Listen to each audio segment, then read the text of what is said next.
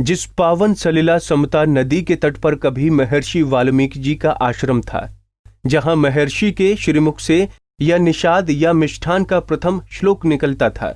ऐसी पौराणिक महत्व की मोक्षदायिनी तमसा जो वर्षों से उपेक्षा के चलते विलुप्त हो चुकी थीं, लेकिन जिला प्रशासन ने पुनरुद्धार और कायाकल्प के कारण 1.5 वर्ष के कार्य में ही तमसा लहला उठी हैं।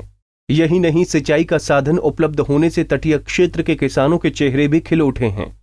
वृहद स्तर पर नदी के किनारे वृक्षारोपण किया गया, जिससे एक बड़ी वन संपदा सृजित हुई और नदी की अविरल धारा के साथ ही हरे भरे वातावरण ने पर्यावरण संतुलन को एक मजबूत संबल प्रदान किया। इसी के चलते जिला अधिकारी अनुज कुमार झा को जल शक्ति मंत्रालय ने वाटर इनोवेशन अवार्ड से सम्मानित किया। तमसा नदी के जीर्णोद्धार की विशेषता ये रही है कि समूचे जीर्णोद्धार कार्यक्रम में 5,61,000 मानव दिवस सृजित हुए और बड़ी संख्या में स्थानीय स्तर पर लोगों को रोजगार उपलब्ध हुआ, जिसके जीर्णोद्धार के कार्य पर योजना अंतर्गत कुल 10.22 करोड़ रुपए श्रम पर खर्च हुआ है। तमसा यहाँ की बहुत ही महत्वपूर्ण एक पौराणिक नदी है और वो नदी यहाँ पे लुप्तप्राय थी। यहाँ के जो श्रद्धालु हैं उनके लिए इस बात का विश्वास करना बड़ा कठिन था कि ऐसी कोई नदी यहाँ पे प्रवाहित होती है। और रामचरितमानस में तुलसीदास जी ने इसके लिए कहा है कि प्रथम रात्रि जो है श्री रामचंद्र जी का, जब वो वनवास के लिए निकले थे तो वहीं पर उन्होंने विश्राम किया था। लोगों की काफ़ी भावनाएँ इस नदी के साथ यहाँ पर जुड़ी हुई हैं। उसी को देखते हुए जिला प्रशासन के द्वारा ये निर्णय लिया गया था कि इस नदी का जो है फिर से उसको रिट्रेस करके और उसको पुनरुद्धार कराया जाएगा। इसमें सर्वप्रथम 77 ग्राम पंचायतों से होकर गुजरती है जनपद में। सभी ग्राम पंचायतों में इसका जो रूट है उसको रिट्रेस किया गया। बहुत सारी ज़मीन इसमें ऐसी थी जिस पे किसानों की खेती हो रही थी या उनके नाम भूमि चली गई थी, तो उन सबको बातचीत करके परसुएशन के माध्यम से उनको समझाया गया और ये जो नदी का कोर्स है उसको दोबारा रिक्लेम किया गया। पूरे 77 गांव के 151 किलोमीटर में इसका पूरा DPR बना करके मनरेगा के तहत सैंक्शन किया गया और इस पे एक साथ काम लगाया गया। पिछले साल फरवरी में इसको शुरू किया गया था, फरवरी 2019 में। वेद उपनिषदों की माने तो तमसा नदी का उद्गम मवई क्षेत्र के बसौड़ी झील की कोख से हुआ है। तमसा नदी अयोध्या के विकास खंड मवई, रुदौली, अमानीगंज, सुहावल, मिल्कीपुर, मसौदा, बीकापुर, तारुन, पूरा बाजार और माया बाजार से होते हुए जनपद अम्बेडकर नगर के कटेहरी विकासखंड के श्रवण क्षेत्र में बिसुही नदी से मिल जाती है, जहां आज भी लखौरी ईंट से निर्मित पौराणिक पक्का घाट और प्राचीन मंदिर विराजमान हैं।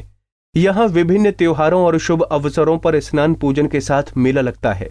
तमसा नदी के तटीय क्षेत्र निवासी इस पौराणिक नदी की दुर्दशा की चर्चा करते हैं और वर्तमान समय में कल बहती नदी के मनोरम दृश्य का भी बयान करते हैं। उनकी माने तो अब नदी के पास विचरण करने वाले पशु पक्षियों को तो जल उपलब्ध हो ही रहा है, किसानों को सिंचाई का एक बड़ा साधन मिल रहा है।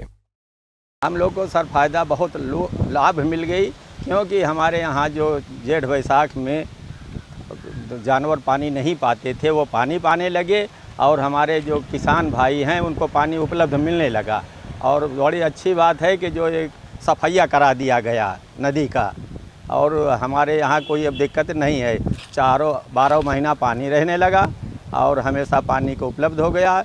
जो लोगों को, कुछ किसान को पानी की आवश्यकता थी वो पानी मिलने लगा और जानवर 12 महीना पानी पाने लगे। कि अब तक जो तमसा नदी माना जाता है कि अयोध्या से भगवान श्री राम अपनी पत्नी और छोटे भाई के साथ जब वन को जा रहे थे 14 वर्ष वनवास के लिए, तो पहला निवास उन्होंने पहली रात्रि का विश्राम जो किया था वो तमसा नदी के किनारे किया था। ये इसका धार्मिक महत्व भी है। वर्तमान में तमसा नदी का जो अस्तित्व था वो सिर्फ बरसाती पानी के बहाव तक ही सीमित रह गया था। गर्मियों में सूखी पड़ी रहती थी, पशु पक्षी और आसपास के किसानों को सिंचाई तक के लिए पानी नहीं मिल पाता था।